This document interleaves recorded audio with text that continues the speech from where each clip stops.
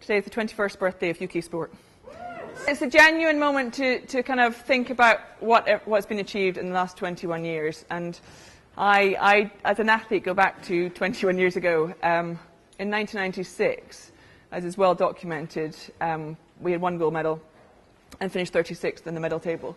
And then the funding came in after that. And I competed internationally from 1997 up until last year, so that 20 years. And in that time, sport has genuinely transformed. I know we say it all the time, we talk about it all the time, but having been on the ground with it, we went from, when I started, there'd been no Olympic success in any time for women's rowing, and we had boats that were strapped down to scaffolding poles underneath a dual carriageway, to being an incredible, well, we're the most successful international nation in rowing for the last 2 Olympic Games, and the women have been amazing ever since then. And every sport has developed and grown and been more successful, and it's hugely down to the National Lottery. The day I started work as chair of GB Sports Council, there were 2 reports waiting for me. There was one about an internal difficulty, which we can leave to one side, and the other was for the British Olympic Athletes Commission, which described the pitiful way in which British athletes were asked to prepare for major events and for the Commonwealth and Olympic Games. You know, and some people were actually sleeping in their own cars because they weren't funded to prepare in any way, shape or form. There was no financial help with coaching, with sports medicine, sports science, physio.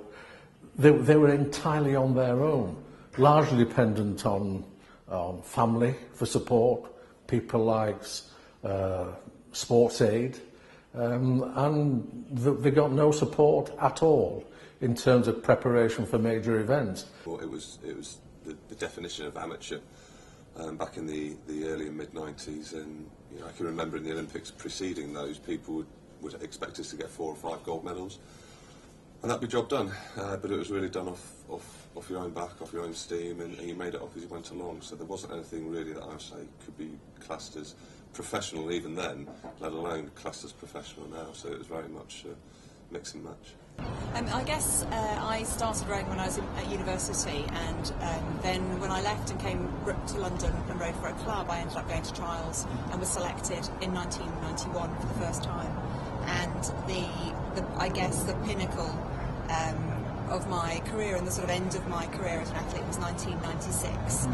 So throughout that time I was working full time as well. So we used to train in the morning, cycle off to work, cycle from Putney down to Kensington, cycle back in the evening, do a weight session or another outing on the water, home, bed, and up the next morning to start going. And I guess the fundamental difference for an athlete between then and now is that now most of them at that level are full-time athletes. So they're able to train at a reasonable hour, they're able to rest in between and recover, and most of them will now be doing, at that level, will be doing at least 3 sessions a day. I guess the other side of it that's very different is that they have an enormous amount of care around them. So everything from ensuring that they are well enough to go out and do that training in the morning, through the recovery stage, the analysis of it, full-time coaches, our coaches are part-time volunteers, so it's a very different world now from an athlete. I mean, I think at that stage British sport was reliant on individuals rather than on a system. So we had some really fantastic athletes in rowing and in track and field and across the sports, but usually they were one-off individuals who had, for whatever reason, managed to break the barrier. So for us it was Steve Redgrave and the people that he partnered with. There were other people like Linford Christie who were doing their thing and achieving medals, Sally Gunnell who was doing some fantastic stuff. But they tended to be individuals working outside of a system. And if I think about it, actually, even the lightweight fort that I was part of in the early 90s was very much outside of a system. We worked alongside students at IC, we were coached by the coach from Imperial College, and we had our own way of working. We got our own sponsorship, and we did our own thing. So I guess the big difference now is that actually we've got not just a system within sports, but a system across sports, thanks to UK sports and the work that's done. We've got the funding, thanks to the lottery, that's been transformational in creating the sort of environments that our athletes need to train and develop their skills, and in terms of competition as well. I was considerably different, to be perfectly honest, because everything was down to your own means. So obviously there was no funding. If you after funding, you go out and find your own sponsorship. Generally in those days you would have a coach, you'd probably find your own physio. I was fortunate I had a local physio that looked after me.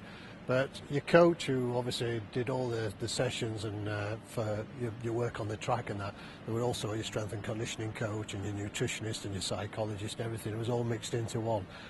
So your team really then in those days was a coach and your physio and everything else, so doctors and trying to obviously organise scans and things like that. That was all left down to yourself. So yeah, it was a very, very tight-knit team in those days. When you're coming into a sport as an athlete now, you're on a pathway that's sort of quite well signposted in many ways compared to the way it used to be. So I had to write a letter every time I did a personal best time for 18 months prior to getting an acknowledgement from somebody who was coordinating the Northwest Disability Swim Squad. And she finally wrote back to me after 18 months and said, oh, there's a swimming gala that's going to decide who we take to the national championships. So if you want to come down and try out, then you're welcome to. And there was basically a couple of weeks' notice. So I went down to that event and discovered that I was just way better than everybody because I'd been part of an able-bodied club system and I'd just got on with sport the way any child would from school. And I was only 13 at the time. So then they quickly fast-tracked me into a system which was based on disability groups. So if you were in a wheelchair, you went to Stoke Mandeville to the Wheelchair Sports Foundation. If you were visually impaired or blind, you went to the British Blind Sport. If you had cerebral palsy, you were part of CP Sport. If you had an amputation, you were part of British Amputee Sport. And if you had something else, they called it Les Autres, the others, you were part of British Les Autres Sports Association. And bizarrely, they then merged British Amputee and British Les Autres to create British Amputee and Les Autres Sports Association. So it's a huge mouthful. But everyone was working in their separate disability groups.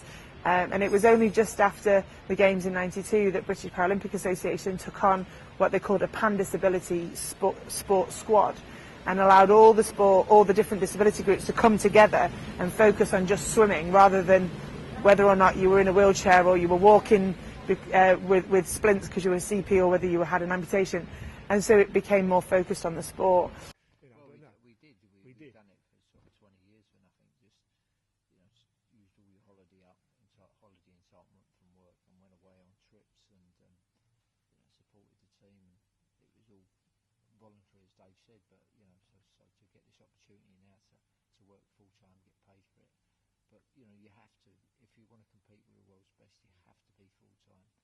You have to put the graft in and the work in, and you have to have all the expertise to get that extra 1%, as Dave pointed out. So it's going really well in my opinion because of the injection of lottery funding. We're eternally grateful for it. Olympic sailing back in the mid to late 90s was sort of partly amateur, trying to become more professional, like most other sports, I think. And there was a lot of support from the Royal Yachting Association, but financially, sailors were very much reliant on local grants from sports foundations and so on. And so getting out there and competing and being full-time athletes or full-time sailors was almost impossible. And that was the biggest challenge, I think, for anyone trying to compete for the Olympics back in those days. I guess when I was an athlete, lottery funding wasn't around, so it was budget airlines and budget accommodation in those days. But when everything sort of came into play in '96, '97, and lottery funding played its part, there's been a huge change. It's not a coincidence that our medal return at Olympics has kind of gone up and up, and to that massive high in Rio. So it's made a huge difference. It's massive. If you go back in time to 1996 in Atlanta, and everyone talks about the performance in Atlanta, 15 medals, 1 gold medal, and coming I think 32nd in the medal table. And that was really a performance I think that the country wasn't happy with. I think they felt that we as a sporting nation should do much better than that. And then you saw the investment of national lottery funding channeled by UK Sport into the high performance system. and the results speak for themselves. You follow that progress through Sydney, Beijing, London, and then Rio. It's really come about as a result of that focused, intensive investment behind the athlete. And for us going into Rio, it was 275 million that flowed into the podium potential athletes. And that, of course, has a fantastic impact in terms of their ability to perform.